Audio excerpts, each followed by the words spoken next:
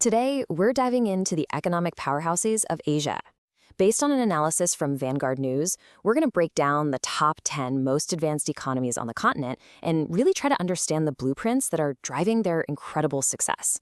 So, let's jump right in. Okay, so first up, we'll start with the big picture of Asia's economic rise.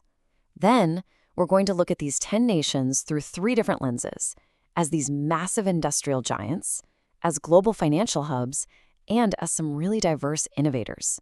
And finally, we'll look ahead and ask what their collective rise really means for the future. So before we can really understand these individual countries, we first have to get a handle on the incredible economic momentum that's been building up across the entire continent for decades now.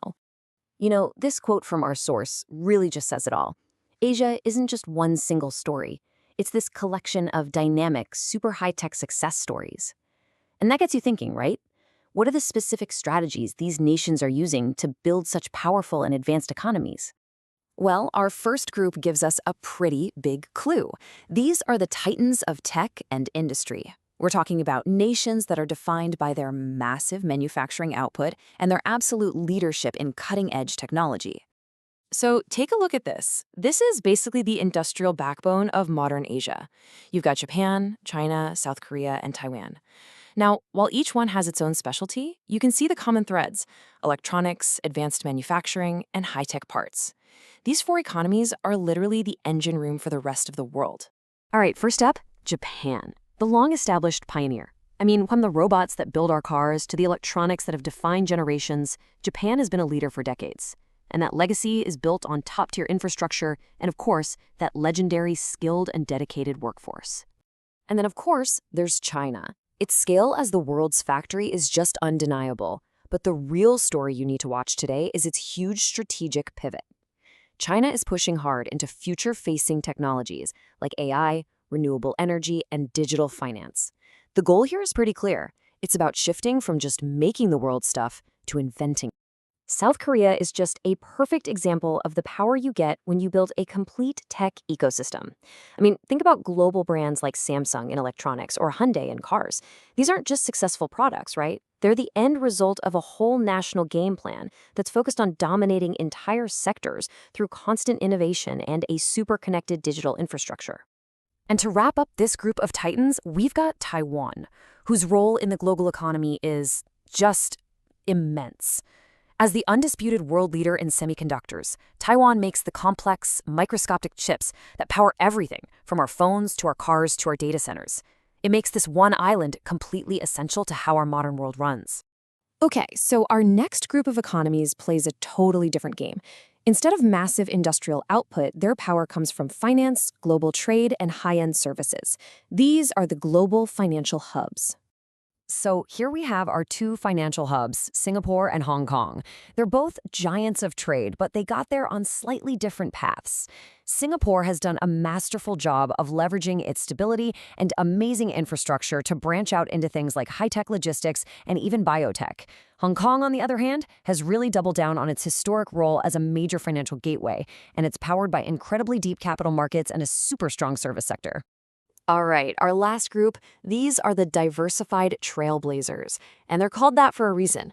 These are nations that are carving out some really unique economic paths by diversifying their economies and innovating in fields you might not expect. Just look at the diversity in this group. It's pretty incredible. You have the UAE, India, Israel, and Malaysia, with key industries that range all the way from space tech and cybersecurity to tourism and digital services. This just goes to show you that there is no single formula for success in the 21st century economy. Let's break them down. The UAE is really a masterclass in diversification. Think about it. This is a place that used to be almost all about oil, but they've pulled off this incredible pivot to become a global hub for finance, technology, tourism, and aviation. Cities like Dubai and Abu Dhabi are now, without a doubt, major global innovation centers. Now, when you talk about India's economy, one word comes to mind: speed. Its growth is just staggering. And we're talking way beyond that old reputation for just call centers. India is now seeing a massive boom in software services, pharmaceuticals, and even advanced space technology. And all of that is fueling a rapidly expanding digital economy. You've probably heard Israel called the startup nation, and honestly, that name just says it all. This is a country that has built a world-class economy on a foundation of intense research and development, becoming a global leader in really high-tech fields like cybersecurity, defense tech, and biotech. And last but not least, we have Malaysia, which really stands out as one of Southeast Asia's most developed and balanced economies. What's really interesting here is how they skillfully blend traditional strengths like electronics manufacturing and oil and gas with a quickly growing digital services sector that's pulling in a lot of new tech investment. So, we've just taken a whirlwind tour of 10 incredible economies, each with its own unique story. So, what does it all mean? What's the big takeaway here? Let's bring it all together and look toward the future. Well, if there's one thing to take away from all this, it's that there is no single Asian model. The continent's incredible economic power comes from its variety of strategies, from China's industrial might and Israel's startup culture to Singapore's financial skill. And that variety? That's actually its greatest strength. And that, of course, leaves us with a huge and fascinating question for the future. As all these different models of success keep growing, interacting, and even competing with each other, they are actively writing the next chapter of the global economy. The real question isn't if the future is Asian, but what kind of future these powerful and diverse nations will build for themselves and for the rest of us.